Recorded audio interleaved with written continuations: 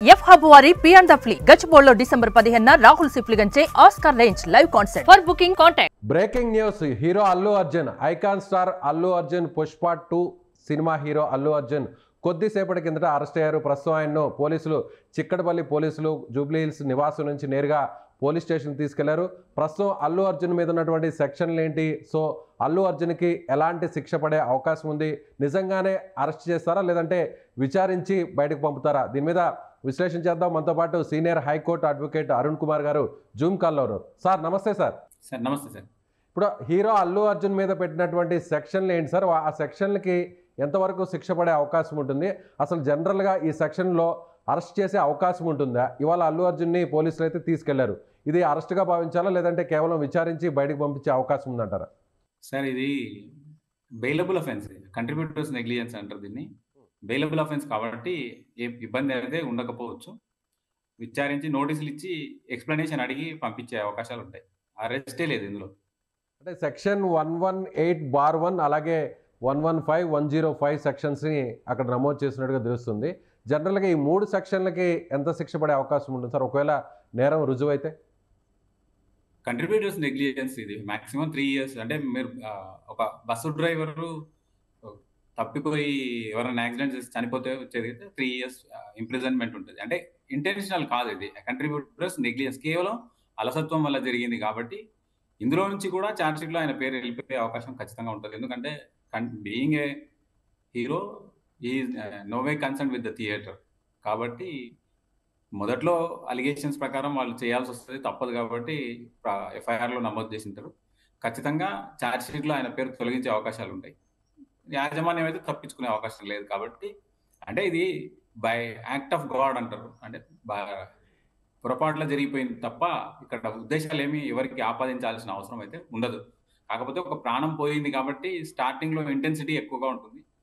90% కేసుల్లో అసలు యాక్సిడెంట్ అయిన తర్వాత ఆ కుటుంబ సభ్యులు కూడా అవతల వ్యక్తికి శిక్ష పడకూడదని అనుకుంటారు. ఎందుకంటే అయిపోయింది మొదట్లో ఉన్న ఆవేశం అది ఎంక్వైరీకి వచ్చే వరకు, కోర్టు దాన్ని విచారణకు స్వీకరించే వరకు ఉండకపోవచ్చు.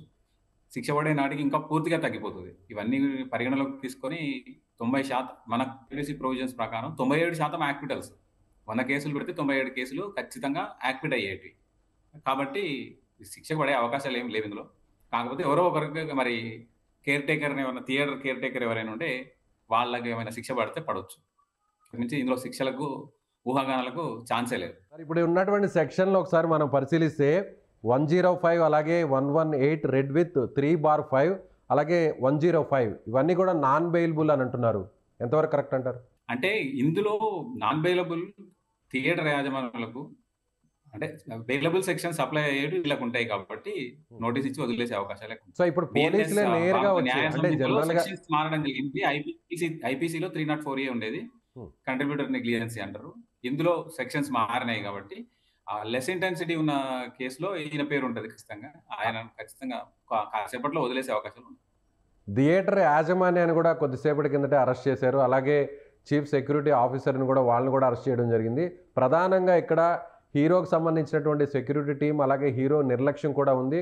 అందులో భాగంగానే పోలీసులు నేరుగా ఇంటికి వచ్చి ఆయన్ని అదుపులోకి తీసుకొని పోలీసు వెహికల్లో ఎక్కించుకొని మరీ పోలీస్ స్టేషన్కి తీసుకెళ్లారనేది మనం ఆ దృశ్యాలు కూడా ఇప్పుడు చూస్తున్నాం. అంటే జనరల్గా నాన్ బెయిలబుల్ కాకుంటే విచారించి నేరుగా స్టేషన్ నుంచి బయటకు పంపించే పరిస్థితి అయితే పోలీసులు నోటీసులు ఇచ్చి ఆ తర్వాత ఆయనే నేరుగా స్టేషన్కి వచ్చే అవకాశం ఉండేది. కానీ పోలీసులే నేరుగా వారి ఇంటికి వెళ్ళి అరెస్ట్ చేశారంటే దీన్ని చాలా సీరియస్గా తీసుకున్నట్లే కదా సార్ పోలీసులు? డెఫినెట్గా పోలీసులు సీరియస్గానే తీసుకోవాలి. అరెస్ట్ అంటే రకరకాల మీనింగ్స్ ఉన్నాయి. జస్ట్ టచింగ్ ద బాడీని టచ్ చేసినంత మాత్రాన కూడా దాన్ని అరెస్ట్ అనుకోవచ్చు. ఒక పోలీస్ అధికారి చట్ట ప్రకారంగా ఆయన మీద ఉన్న నమోదైన కేసులను విచారణకు తీసుకెళ్లడానికి చేసే ప్రయత్నాన్ని అరెస్ట్ అంటారు. అంతే తప్ప అది బ్రహ్మ పదార్థం కానే కాదు. ఖచ్చితంగా వాళ్ళు ఏదో ఒక కార్యక్రమం చేసినామని చూపించుకోవడానికి వెళ్ళినట్టుంది. ఎందుకంటే హీరో సహకరించి ఇంతవరకు కూడా రాలేదు కదా. ఆయన పోలీస్ స్టేషన్ విజిట్ చేసి ఉంటే ఈ పరిస్థితి రాకపోయి ఉండేది. యాజమాన్యం కానీ అల్లు అర్జున్ కానీ ఎవరైనా సరే ఆ కేసులో పేర్లు ఉన్న వ్యక్తులు కోర్టుకు వెళ్ళి not to interfere, not to arrest అనేది తీసుకోవాల్సి ఉండింది క్వాష్ పిటిషన్లో. లేదు బెయిలబుల్ అఫెన్స్, తనకు బెయిల్ వచ్చే అవకాశం ఉంటుంది కాబట్టి వెళ్లకుండా ఏదో జరిగినట్టు ప్రజలకు కూడా ఒక జరుగుతుంది అనే సంకేతం ఇవ్వడానికి ఆ యూనిట్ కొద్దిగా పోలీసులతో కలిసి ఇట్లాంటి కార్యక్రమాలు చేస్తున్నట్టు, అంతకు మించి వేరే ఏం లేదు, ఎక్కువ ఎక్స్పెక్ట్ చేయడానికి అవకాశం లేదు. అంటే పోలీస్ వెహికల్ని ఆల్రెడీ అల్లు అర్జున్ ఫాదర్ అల్లు అరవింద్ కూడా ఆయన కూడా ఎక్కారు. అయితే పోలీసులు ఆయన దింపేసి కేవలం అల్లు అర్జున్నే పోలీస్ స్టేషన్ తీసుకెళ్లారు. అంటే ఈ సెక్షన్స్ ప్రధానంగా చూస్తే మొత్తం 4 సెక్షన్లు ఉన్నట్టున్నాయి సార్. అందులో నాన్ బెయిలబుల్ కూడా ఉంది. 5 నుంచి 10 ఏళ్ళు శిక్ష పడుతుందని కూడా కొంతమంది లీగల్ టీం కూడా చెప్తున్నారు. కరెక్టేనంటారా?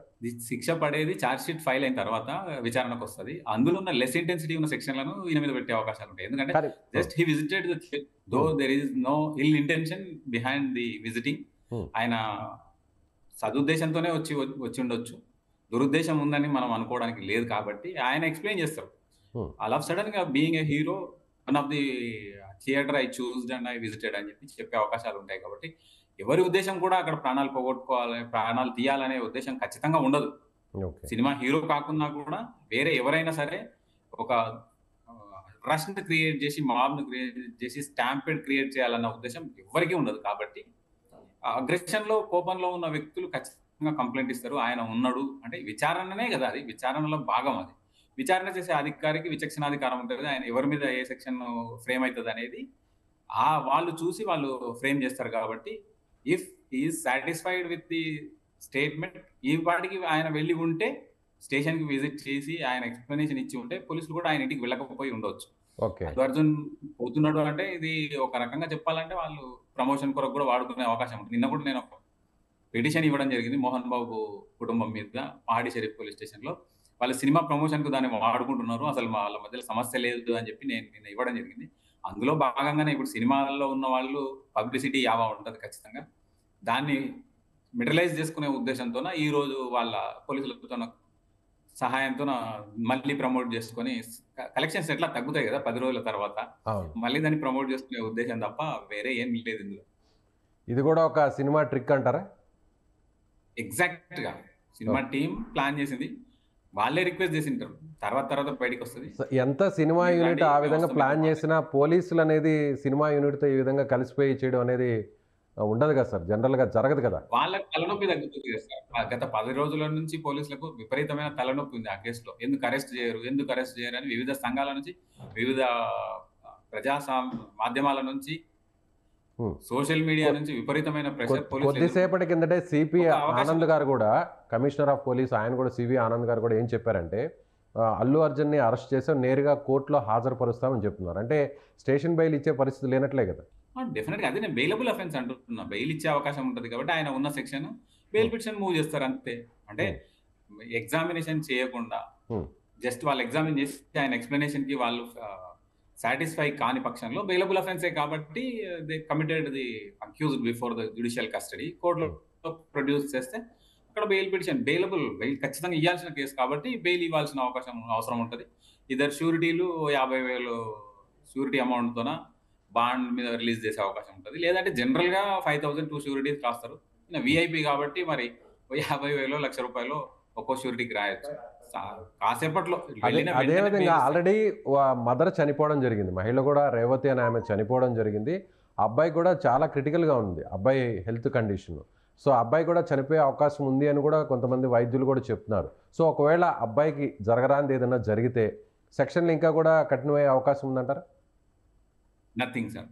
మనం చూసినాం బాంబేలో ఒక బస్ యాక్సిడెంట్ చూసినాం, దాంట్లో 7 మంది చనిపోయింది. 7 మంది చనిపోయినా అదే సెక్షన్, 2 చనిపోయినా అదే సెక్షన్ 304A.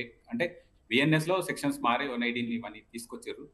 కొద్దిగా టర్మినాలజీ ఒక నెంబరింగ్ అనేది ఒక తేడా వచ్చింది. ఐపీసీలో అయితే 304A కంట్రిబ్యూటర్స్ నెగ్లిజెన్సీ అంటే నిర్లక్ష్యంతో జరిగింది అనే ఉద్దేశంతో కేసులు పెడుతుంది. బిఎన్ఎస్ భారతీయ న్యాయ సంహితలో కొన్ని సెక్షన్స్ మారినాయి అంతే తప్ప వేరే ఎంతమంది చనిపోయినా ఒకటే ఇన్సిడెంట్. అది స్టాంపెడ్ ఒకటే. బస్సులో అయినా కానీ 7 మంది చనిపోతే ఆర్చికి కారును ఒత్తి పడేస్తే అందులో దాదాపు 7 మంది చనిపోవడం జరిగింది ర్యాష్ గా బాంబేలో. ఎంతమంది 50 మంది చనిపోయినా. అరుణ్ కుమార్ గారు ఇంకొక క్వశ్చన్ ఏంటంటే, ఇంకొక క్వశ్చన్, ఆల్రెడీ ఆయన 25 లక్షలు ప్రకటించారు చనిపోయినటువంటి కుటుంబానికి, రేవతి కుటుంబానికి. సో ఇప్పుడు సినిమా కలెక్షన్లు ఏమో దాదాపు 1000 కోట్లు దాటేసే అంటున్నారు. ఆయన రెమ్యునరేషన్ కూడా దాదాపు 300 కోట్లు అంటున్నారు. అలాగే డైరెక్టర్ కూడా దాదాపు 100 కోట్లు అంటున్నారు. అంటే ఇవన్నీ కూడా చూస్తే ఒకవేళ కోర్టు వరకు వెళ్ళింది, పోలీసులు కూడా అరెస్ట్ చేశారు కాబట్టి పెద్ద మొత్తంలో ఏదైనా ఆర్థిక సహకారం, నష్టపరిహారం ఏమైనా ఇప్పించే అవకాశం ఉంటుందంటారా? లేదు, నాకు తెలిసినంత వరకు 25 lakhs అనేది హ్మ్. మీరు 100 కోట్లు ఇచ్చినా కూడా compensation cannot compensate the deficit of the deceased. చనిపోయిన వాళ్ళని తిరిగి దాన్ని తీసుకురాలేము. సరి అవును. చేయలేదు కాబట్టి అసలు ఈ అమౌంట్ అనేది నెగ్లిజిబుల్ యాక్చువల్గా. హ్మ్. నెగ్లిజిబుల్ వాళ్ళకి హ్యూజ్ అమౌంట్ అని ఇచ్చే వాళ్ళకి అనిపిస్తుంది, తీసుకునే వాళ్ళకి నెగ్లిజిబుల్ అని అనిపిస్తుంది. అది సర్వసాధారణం. కాకుంటే ఇవ్వకుండా చేసేది ఏం లేదు. హ్మ్. కంపెన్సేషన్ కి ఈ కేసుకి ఎంత మాత్రం సంబంధం లేదు. కంపెన్సేషన్ ఇచ్చినామంటే ఒకవేళ అది నెత్తికి చుట్టుకుంటుంది, కేసు మీద పడే అవకాశం ఉంటుంది. అడ్మిషన్ కింద వస్తుంది, admitted fact need not proved అని. అంటే అది నష్టపరిహారం ఒప్పుకున్న కింద ఇచ్చినా కూడా కేసు అది వాళ్ళ చుట్టూ వస్తుంది. Different case, different case. దాన్ని యాక్చువల్ గా కేసు ఫైల్ చేయాలనుకుంటే వాళ్ళలో ఒక కేసు ఫైల్ చేయాల్సి ఉంటుంది రికవరీ కొరకు. హ్మ్. ఓపీ అంటారు, ఒరిజినల్ పిటిషన్ ఫైల్ చేసుకొని కంపెన్సేషన్ ఇవ్వమని థియేటర్ యాజమాన్యాన్ని అల్లు అర్జున్ అడిగే అవకాశం ఉంటుంది. హ్మ్. లేదు దీంతో సాటిస్ఫై అయితే అక్కడనే అది ఆగిపోయే అవకాశాలు ఉంటాయి. ఒకవేళ Criminal బెయిల్ procedure is రాకపోతే entirely బెయిల్ different. రాకపోతే ఎన్ని రోజులు రిమాండ్ ఉంచే అవకాశం ఉంది సార్? సమస్యనే లేదు సార్, బెయిల్ వస్తుంది. బెయిల్ ఇచ్చే బెయిలబుల్ అఫెన్స్ అన్నప్పుడు Hmm. మ్యాండేటరీ, బెయిల్ అనేది మ్యాండేటరీ. Hmm. మీరు ఆ బెయిల్ పిటిషన్ వేసే లోపే జడ్జి గారే ఆర్డర్ రాస్తారు. 5,000 టూ షూరిటీనా, 50,000 టూ షూరిటీస్ అనేది అక్కడే తెలిపోతుంది. రిమాండ్తో జ్యుడిషియల్ ఆయనను జ్యుడిషియరీ ముందు డిపాజిట్ చేసిన వెంటనే జ్యుడిషియల్ కస్టడీ యాక్సెప్ట్ చేస్తూ బెయిల్ ఇవ్వడం అనేది జరిగిపోతుంది. సో 40 days జనరల్గా అనేది సార్ 30 జనరల్గా days. ఓకే, మీరు చెప్తున్న ప్రకారం బెయిల్ వచ్చే అవకాశం ఉంది అంటున్నారా? ఉన్నటువంటి సెక్షన్లను పరిశీలిస్తే జనరల్గా ఇలాంటి కేసుల్లో గతంలో ఎప్పుడైనా కూడా మీరు సీనియర్ అడ్వకేట్, హైకోర్టు అడ్వకేట్, ఇలా సినిమా హీరోల్ని, సెలబ్రిటీస్ని ఇలాంటి అంటే వాళ్ళు అక్కడ ప్రమోషన్ కోసమో లేదంటే థియేటర్లో షోని వాచ్ చేయడం కోసం వెళ్తే ఇలా తొక్కిసలాట్లో చనిపోతే గతంలో ఎవరినన్నా ఇలా అరెస్ట్ చేసిన సంఘటనలు ఏమన్నా ఉన్నాయంటారా? ఎగ్జాక్ట్గా ఉన్నాయి. జూపల్లి కృష్ణారావు ఒక ఎలక్ట్రిసిటీ కేసులో ఎమ్మెల్యే. హ్మ్. ఇప్పుడు అధికారంలో వేరే పార్టీ ఉన్నది. 1999లో ఆయన అక్కడ గెలవడం జరిగింది, కొల్లాపూర్ నియోజకవర్గం. మంత్రిగా ఉన్న ఆ టైంలో జూపల్లి ఆయన కృష్ణారావు అప్పుడు కాదు, ఆయన ఓన్లీ ఎమ్మెల్యేనే. ఎమ్మెల్యేగా అప్పుడున్న ఎమ్మెల్యేని టైంలో. Arrest okay. చేయడం జరిగింది. అప్పుడున్న టైంలో నాగర్ కర్నూలు మొబైల్ కోర్టులో ఆయన జ్యుడిషియల్ కస్టడీకి పంపించినప్పుడు Hmm. ఆయన ఒక సలహా అడగడం జరిగింది. నేను ఆయనతో పాటే ఉన్నాను ఆ రోజు. సాయంత్రం అరెస్ట్ చేసిన మూపనగండ్ల పోలీస్ స్టేషన్ లో జరిగింది. అధికారుల మీద దాడి చేస్తే 353 ఐపీసీ కింద ఆయన మీద కేసులు నమోదు చేయడం జరిగింది. అంటే విధి నిర్వహణలో భాగంగా ఉన్న అధికారుల మీద చేయి చేసుకున్నాడు అని చెప్పేసి కేసు నమోదైంది. ఆయన నన్ను అడిగిన సలహా ఏంటంటే, అడ్వకేట్స్ అవి ఏం చేయాలా, మనకు ప్రమోషన్ రావాలి అంటే మనం ఏం చేయాలి అని అంటే, ఏం లేదు సార్, మీరు బెయిల్ ఇచ్చినా కానీ లోపలనే ఉండొచ్చు, Hmm. మీరు యాక్సెప్ట్ చేయాల్సిన అవసరం లేదు. మీరు ఏ రోజు యాక్సెప్ట్ చేస్తారో ఆ రోజు మీకు బెయిల్ వచ్చే అవకాశం ఉంటుంది. అదే రోజు నెక్స్ట్ డే వెంకట్రావు, తర్వాత అప్పటి కాంగ్రెస్ ప్రెసిడెంట్ అందరూ కాళ్ళ నడకన మొబైల్ కోర్టులో ఆయన జ్యుడిషియల్ కస్టడీకి పంపిస్తే ఆయనతో పాటు నేనున్నా. నా పేరు మీదే ఉంటుంది ఆ బెయిల్ పిటిషన్. Oh. ఆ రోజు నేనే బెయిల్ తీసి ఆయనకి ఇచ్చినాను. ఆయన జేబులో పెట్టుకొని పోయి దాదాపు ఒక 10 రోజుల తర్వాత బెయిల్ ని వాడుకోవడం జరిగింది, రిలీజ్ ఆర్డర్ ని. ఆ రిలీజ్ ఆర్డర్ లో బెయిల్ పిటిషన్ లో నా పేరే ఉంటది. అంటే దాన్ని ఆయన అప్పట్లో ప్రతిపక్షంలో ఉన్నాడు కాబట్టి దాన్ని Yes. వాడుకోవాలని అనుకున్నారు. మరి ఇట్లే జైలుకోతాడా సో బన్నీ, ఓన్లీ దాన్ని పొలిటీషియన్స్ ని ఉపయోగించుకొని అప్పుడున్నటువంటి సినిమా. ప్రజాప్రతినిధుల్ని అరెస్ట్ చేశారు తప్ప ఎక్కడ కూడా సినిమా ఇండస్ట్రీకి సంబంధించి హీరోలను అయితే మాత్రం ఇలా అరెస్ట్ చేసిన సంఘటనలు అయితే లేవు. సినిమా ప్రమోషన్ కి వాడుకోవాలంటే ఇప్పుడు బన్నీ కూడా అదే చేయొచ్చు. అల్లు అర్జున్ కూడా బెయిల్ ఇచ్చినా కూడా నేను లోపల ఉంటాను, దానికి ఏదో చేయాలంటే అభిమానులు మళ్ళీ దాన్ని పెద్దగా తీసుకోవడం, ఆ సినిమాను Okay. మళ్ళీ ప్రమోట్ చేసే అవకాశాలు ఉంటాయి కాబట్టి there ఒకవేళ must be a court bail logic. ఇస్తా అన్నా కూడా ఒకవేళ అల్లు అర్జున్ వద్దు వెళ్ళొచ్చు. అంటే కూడా వెళ్ళొచ్చా, లోపలికి వెళ్ళొచ్చు? నాకు బెయిల్ రద్దు. రిలీజ్ ఆర్డర్ తో పాటు వెళ్ళాలనుకుంటే రిలీజ్ ఆర్డర్ జేబులో పెట్టుకొని వెళ్ళొచ్చు. Right sir, okay sir, thank you sir, thank you so much. ఇది senior high court advocate Arun Kumar garu చెప్తున్నట్టుగా ఖచ్చితంగా ఇది సినిమా ప్రమోషన్లో ఒక భాగంగానే జరిగి ఉండొచ్చు. ఎందుకంటే పోలీసులు అయితే మాత్రం ఒకవేళ నోటీసులు ఇచ్చుంటే నేరుగా అల్లు అర్జున్ పోలీస్ స్టేషన్కి వెళ్ళుంటే అరెస్ట్ జరిగే అవకాశం కూడా లేదు. ఇప్పుడున్నటువంటి సెక్షన్లు పరిశీలిస్తే ఇది ఖచ్చితంగా బెయిలబుల్ సెక్షన్. ఒకవేళ కోర్టులో హాజరుపరిచినా కూడా ఖచ్చితంగా అల్లు అర్జున్కి బెయిల్ వచ్చేటువంటి అవకాశం ఉందని ఆయన చెప్తున్నారు. Thank you so much.